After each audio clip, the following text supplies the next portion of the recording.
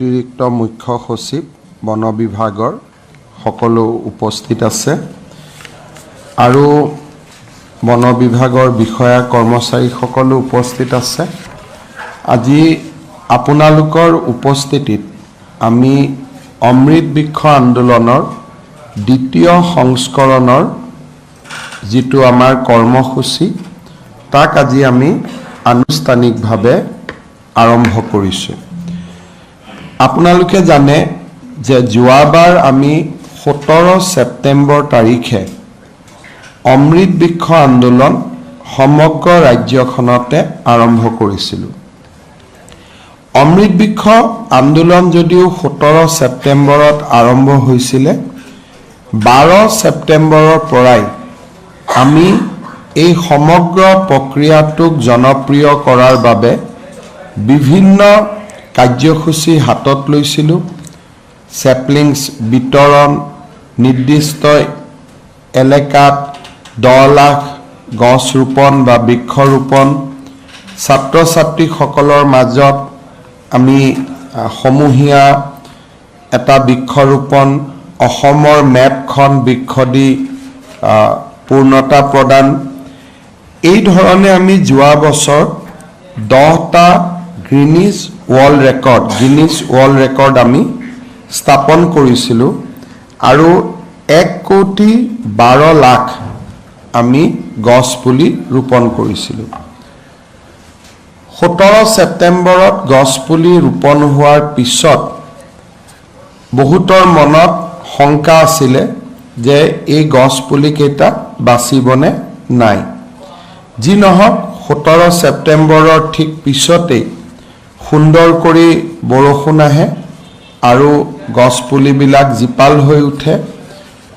আমি কল চেণ্টাৰ প্ৰতিষ্ঠা কৰিছিলোঁ যে যিসকলে গছপুলি ৰুইছিলে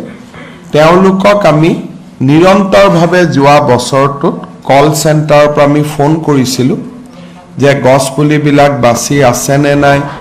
আৰু ক'ৰবাত যদি গছপুলিৰ মৃত্যু হৈছে বা মৰিছিলে আমি তাক লগে লগে ৰিপ্লেচ কৰি দিয়াৰো ব্যৱস্থা কৰিছিলোঁ। আজি আমি আপোনালোকক অত্যন্ত আনন্দ সহকাৰে জনাব খোজোঁ যে এই 1,12,00,000 গছপুলি 90% গছপুলি জীয়াই আছে আৰু সুন্দৰ কৰি ই প্ৰতিপালিত হৈছে। এই গছপুলিখিনি জীয়াই থকাৰ মূল কাৰণটোৱে আছিল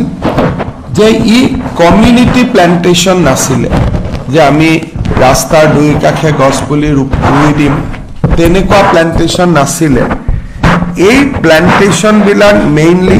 আমি কেম্পাছৰ ভিতৰত আমি প্লেণ্টেশ্যন কৰাৰ বাবে আমি চেষ্টা কৰিছিলোঁ। যেনেকৈ বেটেলিয়নসকলে নিজৰ উইদিন দ্য বেটেলিয়ন কেম্পাছ, স্কুলে উইদিন দ্য স্কুল কেম্পাছ, আৰু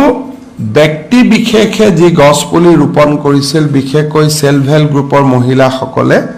তেওঁলোকে নিজৰ ঘৰত এই গছপুলিবোৰ ৰোপণ কৰিছিল। আৰু গছপুলিবিলাক আমি এনেকৈ বিতৰণ কৰিছিলোঁ যাতে তাৰ এটা বাণিজ্যিক মূল্য থাকে, যাতে মানুহৰ মনত এটা নিজে এটা যে এই গছপুলিকেইডাল আমি ডাঙৰ কৰিলে ভৱিষ্যতে ইয়াৰ পৰা আমি এটা বাণিজ্যিক মূল্য পাম। আৰু সেইকাৰণে আমি অগৰৰ দৰে যিবিলাক গছৰ এটা বাণিজ্যিক মূল্য আছে তেনেকুৱা ধৰণৰ গছপুলিও আমি ৰোপণ কৰিছিলোঁ। আৰু তাৰ লগত শাল, চেগুন এই ধৰণৰ গছপুলি আমি দিছিলোঁ যাতে এটা নিৰ্দিষ্ট সময়ৰ পিছত ৰাইজে সেই গছপুলিকেইটি ব্যৱসায়িকভাৱে ব্যৱহাৰ কৰিব পাৰে।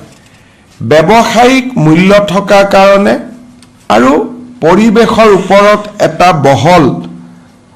যিটো ক'ব গ'লে আমি বৰ্তমানৰ যিবিলাক প্ৰত্যাহ্বান তাৰ প্ৰতি থকা বহল সজাগতাৰ কাৰণেই হওক বা গছৰ প্ৰতি মানুহৰ যিটো সহজাত মৰম, যিটো এটা সহজাত প্ৰবৃত্তিৰ দৰে গছৰ প্ৰতি মৰম, মানুহ আৰু গছৰ সম্পৰ্ক সৃষ্টিৰ আৰম্ভণিৰ পৰাই সেইকাৰণে আমি 90% গছপুলি বচাবলৈ সক্ষম হৈছিলোঁ যোৱাবাৰ অমৃত বৃক্ষ আন্দোলন আমি এটা কম সময়ৰ পৰিকল্পনাত আৰম্ভ কৰিছিলোঁ সেইকাৰণে বহুখিনি গছপুলি আমি প্ৰাইভেট নাৰ্সাৰীৰ পৰা নিবিদাৰ জৰিয়তে আমি কিনিবলগীয়া হৈছিল যোৱাবাৰ 17 ছেপ্টেম্বৰ অকল এটা দিনতে আমি গছপুলি ৰোৱাৰ কাৰণে এটা সময়ত আমাৰ সাৰ্ভাৰ যি পোৰ্টেলত আমি গছপুলি ৰোৱা ফটো দিওঁ সেইটো ক্ৰ্যাশ হৈ গৈছিল তাৰ কাৰণে আমি কিছু এটা সংখ্যাৰ মাজেৰেও কিছু সময় আমি পাৰ কৰিব লাগিছিল যেতিয়ালৈকে আমি সাৰ্ভাৰটো আকৌ এবাৰ ফিক্স কৰি নিদিও ডিস্ট্ৰিবিউশন পইণ্ট কম হোৱাৰ কাৰণে মানুহৰ যেটো গছপুলি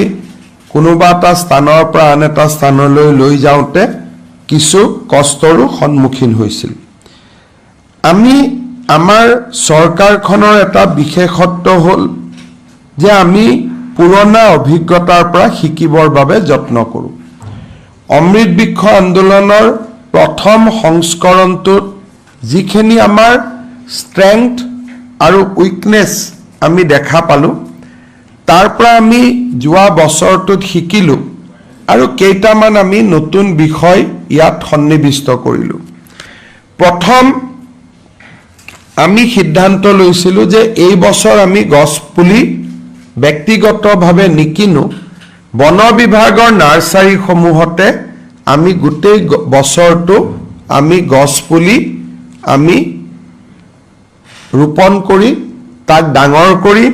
অমৃত বৃক্ষ আন্দোলনৰ সময়ত তাক ব্যৱহাৰৰ বাবে আমি উপযোগী কৰি তুলিম মন্ত্ৰী চন্দ্ৰমোহন পাটোৱাৰী ডাঙৰীয়া আৰু তেওঁৰ এণ্টায়াৰ টিমটোক মই ধন্যবাদ জনাম যে এই বছৰ বন বিভাগে 4 কোটি গছপুলি ইন হাউস অৰ্থাৎ আমাৰ নিজৰ নাৰ্সাৰীসমূহত আমি ৰোপণ কৰি তাক আমি অমৃত বৃক্ষ আন্দোলনৰ কাৰণে তাক আমি প্ৰস্তুত কৰি তুলিছোঁ ইয়াৰ উপৰিও ফৰেষ্টত যেটো দৈনন্দিন যেটো প্লান্টেশন হয় তাৰ কাৰণেও আমি অতিৰিক্তকৈ আৰু আমি সেপলিংস বা পুলি আমি ডাঙৰ কৰিছোঁ যিখিনি ফৰেষ্ট নাৰ্সাৰীৰ পৰা ফৰেষ্টতে ৰূপায়ন হ'ব আমি এটা দেখিছিলোঁ যে এটা দিনতে যদি আমি গছ পুলি ৰুওঁ গিনিজ ওয়াৰ্ল্ড ৰেকৰ্ডৰ কাৰণে যোৱাবাৰ আমি কৰিছিলোঁ কিন্তু মানুহখিনিয়ে গোটেই ডিপাৰ্টমেন্টৰ অফিচাৰখিনিয়ে সকলো জায়গাতে হিচৰিত হৈ সকলোকে যেটো প্ৰাইভেট নলেজ বা অকনমান কেনেকে গছপুলিডাল ৰুব লাগে কেনেকে কি কৰিব লাগে তাৰ যিখিনি ৰাইজৰ লগত এটা খুব নিকট সম্পৰ্কত আহিব লাগে এদিনৰ কাৰ্যসূচী হলে তাক কৰাটো সম্ভৱ নহয় সেই কাৰণে এইবাৰ অমৃত বৃক্ষ আন্দোলন আমি 1 আগষ্টৰ পৰা 15 আগষ্টলৈ আমি ইয়াক পৰিচালনা কৰিম যাতে 15 দিনৰ ভিতৰত যিকোনো এদিনতে আমি গছপুলিটো ৰোপণ কৰিব পাৰোঁ যোৱা বছৰ আমাৰ টাৰ্গেট আছিলে 1 কোটি আমি গছপুলি ৰোপণ কৰিব পাৰিছিলো 1 কোটি 12 লাখ তাৰমানে যোৱাবাৰ আমি টাৰ্গেট এক্সিড কৰিছিলো সেই সফলতাত উৎসাহিত হৈ এইবাৰ আমি টাৰ্গেট 3 কোটি ৰাখিছো যে যোৱাবাৰ আমি 1 কোটি গছপুলি ৰুইছিলো এইবাৰ আমি 3 কোটি গছপুলি ৰুম আৰু ভৱিষ্যতৰ দিনত আমি আৰু গছপুলি বেছিকৈ ৰূপায়নৰ বাবে আমি চেষ্টা কৰিম আমাৰ টোটাল টাৰ্গেটটো হল যে 10 কোটি গছপুলি আমি 3 বা 4 বছৰৰ ভিতৰত আমি ৰোপণ কৰিব লাগে আৰু 10 কোটি গছপুলি যদি আমি ৰোপণ কৰিব পাৰো তেতিয়ালে মই বিশ্বাস কৰো যে ইন নেক্সট 5 to 6 ইয়াৰ্স আমি পৰিবেশৰ ওপৰত এটা যথেষ্ট পজিটিভ প্ৰভাৱ পেলাব পাৰিম আৰু সমান্তৰালকৈ এটা গছৰ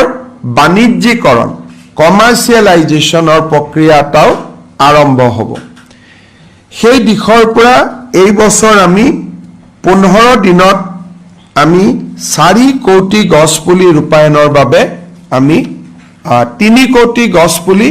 আৰু 1 কোটি ৰিপ্লেসমেন্ট যাতে গছপুলি কেডাল যদি ঢুকায় বা মৃত্যু হয় লগে লগে তাক যাতে আমি ৰিপ্লেস কৰিব পাৰো তাৰ কাৰণে আমি 4 কোটি গছপুলি আমি তৈয়াৰী কৰি ৰাখিম 3 কোটি গছপুলি আমি ৰোপণ কৰিম আজি যেটো পোৰ্টেল আছে এই পোৰ্টেলটো আমাৰ কাৰণে কিয় ইম্পৰ্টেন্ট যে পোৰ্টেলত যিসকলে গছপুলি ৰুব তেওঁলোকে নিজৰ নামটো ৰেজিষ্টাৰ কৰিব ৰেজিষ্টাৰ কৰিলে গছপুলি ৰোৱা ফটোখন আমি আপলোড কৰিব পাৰিম এগেইনষ্ট দা ৰেজিষ্ট্ৰেচন নাম্বাৰ তেতিয়া আমাৰ ধাৰণা থাকিব যে হয় এওঁলোকে গছপুলিটো ৰোপণ কৰিছে আৰু সেই মানুহজনৰ নামত বা সেই ব্যক্তিজনৰ নামত এই গছপুলি কেডাল অংকিত হ'ব আৰু 16 বা 17 তাৰিখে পুলিবিলাক আৰ্টিফিশিয়াল ইন্টেলিজেন্সৰ জৰিয়তে আমি ক্যালকুলেট কৰি আমি আপোনালোকক ক'ব পাৰিম যে এক্সাক্ট কিমান গছপুলি ৰোপণ কৰা হ'ল এতিয়া আমাক বহুতে প্ৰশ্ন কৰিব পাৰে যে 1 কোটি 12 লাখ কেনেকৈ হ'ল কোনোবাই ৰিপৰ্ট দিছে নেকি ৰিপৰ্ট নহয় যোৱাবাৰৰ ৱেবছাইটত যদি আমি এআই জৰিয়তে আমি ক্যালকুলেট কৰি দিও ফটো বিলাক ক্যালকুলেট কৰি দিলে আমি 1 কোটি 12 লাখত আমি উপনীত হ'ব পাৰো ৰিপৰ্ট আৰু ফটো দুইটা ম্যাচ কৰি যায় সেই কাৰণে আমি এই পোৰ্টেলটো আজি ইয়াতে উদ্বোধন কৰিছো আপোনালোকে জানে যে প্ৰধানমন্ত্ৰী নৰেন্দ্ৰ মোদী ডাঙৰীয়াই এটা আহ্বান জনাইছিল যে এক পেৰ মা কে নাম অৰ্থাৎ মোৰ মাৰ জন্মদিনৰ দিনা এডাল গছপুলি মই ৰূপায়ণ কৰিব পাৰো সেই গছপুলিডাল মাৰ জন্মদিনৰ দিনাও আমি কৰিব পাৰো অমৃত বৃক্ষ আন্দোলনৰ সময়তো আমি কৰিব পাৰো সেই কাৰণে যিসকল ব্যক্তিয়ে সাধাৰণতে আমি এই প্ৰগ্ৰামটো ASHA worker Anganwadi worker SHG member educational institute police department tea garden government officer এই সকলক আমি ইনভলভ কৰো এইবাৰ আমি army air force Assam rifles ডিফেন্সকো আমি ইনভলভ কৰিছো আৰু লগত যিসকল ব্যক্তিয়ে প্ৰধানমন্ত্ৰী মোদী ডাঙৰীয়াৰ এক পেৰ মা কে নাম এই কাৰ্যসূচীত নিজক জড়িত কৰিব খোজে তেওঁলোকে ব্যক্তিও যদি এই কোনোবা এসএইচজিৰ মেম্বাৰ নহয় কোনোবা স্কুলৰ ষ্টুডেন্ট নহয় কলেজৰ ষ্টুডেন্ট নহয় কোনোবা অঙ্গনবাড়ি নহয় আশা নহয় পুলিশ নহয় ডিফেন্স পাৰ্সনেল নহয় এনজিও নহয় মই এজন ব্যক্তি কিন্তু সেই ব্যক্তিজনেও পোৰ্টেলত ৰেজিষ্টাৰ কৰাৰ কাৰণে সুবিধা পাব এই গোটেই আন্দোলনটো আমি বিভিন্ন ফৰেষ্ট ডিপাৰ্টমেন্টে